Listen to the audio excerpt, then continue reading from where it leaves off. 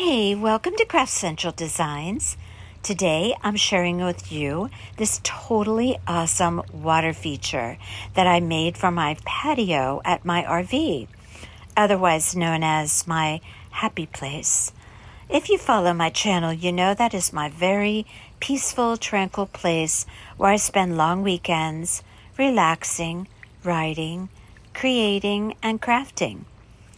This piece is just perfect to add to my very tranquil vibe. I'm going to show you how I made it. It was such an easy project. And I just think it's so beautiful. And I just love it.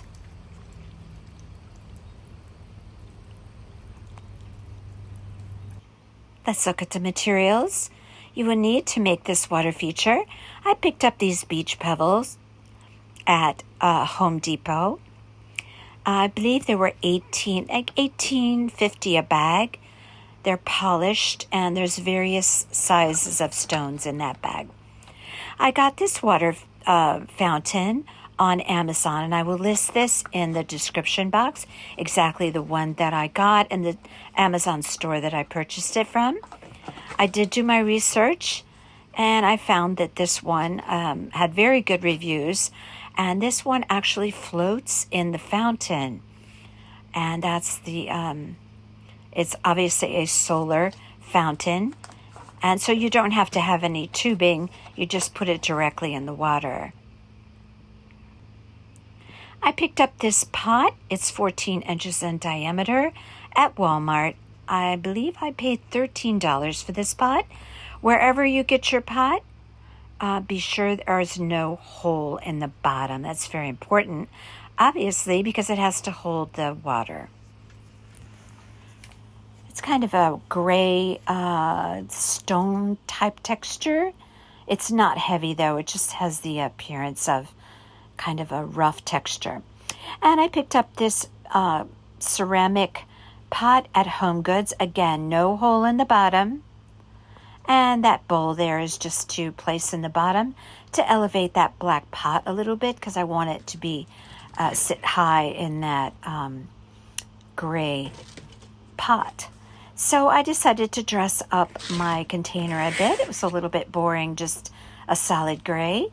So I have a lot of mandala stencils, and I love to stencil on a lot of projects. So I pulled out one of my stencils that I thought would look good on the pot, and I used some painter's tape, taped it on. It's already black because I had used it on a previous project. And I'm just going to stencil that design on the pot to dress it up a bit. I'm going to use Waverly chalk paint in the color ink. And I have a spouncer from Dollar Tree.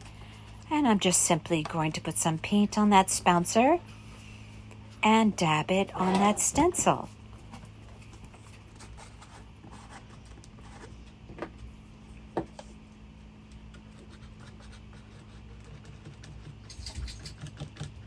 And as you can see there, my chalk paint is very thick. It's seen creamier days, let's put it that way. Okay, so I am going to dip my spouncer, cover the surface completely, and then I dab off a lot of the paint. So basically what I'm doing is kind of a dry brushing, if you will, of that color on top of that stencil. I don't want a hard black line. I often do this when I stencil. I like just more of a dry brush kind of look. Once you take off that stencil, you'll see what I mean by that when I remove the stencil. But I do go around and make sure that I use that spouncer on all of the little holes in that stencil.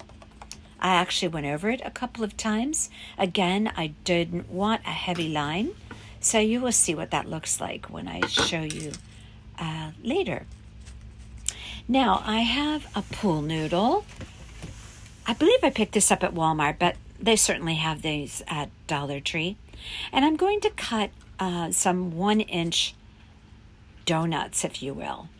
I just use a serrated edge knife and a cutting board.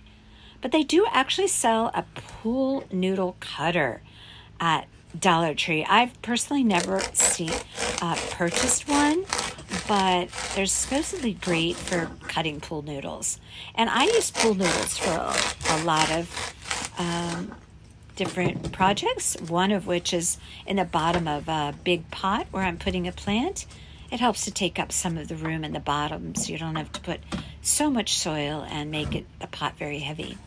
So what I'm going to be doing is placing those pool noodles all the way around the perimeter of that black pot on the inside. This way I don't have to put so many pebbles and make it so heavy. So here you can see that I push down in there those pool noodle donuts, if you will. Now I'm going to be taking this outside and putting those beautiful black beach pebbles in there. And here I go, just placing them all around the edges. And then the remainder, I'm going to dump them into that black pot in the center. Now, the pool noodles and the pebbles will keep that black pot centered very nicely in there. I ended up moving this to another location on the patio for more sunlight. So here I have all of my pebbles in there. I would say that my pebbles in the black pot is about 2/3 full of rock or pebbles. And then I filled it up with my hose all the way pretty much to the top. Now here I have my solar fountain. There was a film on there that you have to peel off and then you place your nozzles. It actually gives you a choice of different spraying nozzles. And it really wants to start working even before you put it in the water. You can hear it kind of grinding, and it's because it's ready to go. This is a great fountain. So now you'll see it's just kind of squirting now because this time of day I don't have a lot of direct sun. But as soon as your solar fountain sees the direct sun, it will continuously squirt. Right now, like I said, it's just spitting because I don't have the full sun quite yet. I have a lot of trees over my RV. And here you have it.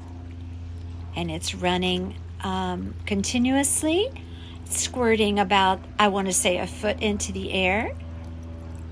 And you can hear a little trickle of the water. I absolutely love this. So easy to make. If you like what you see on my channel, please think about subscribing. Hit the like button and leave your comments in the comment box. I love receiving them. Until next time, you all take care.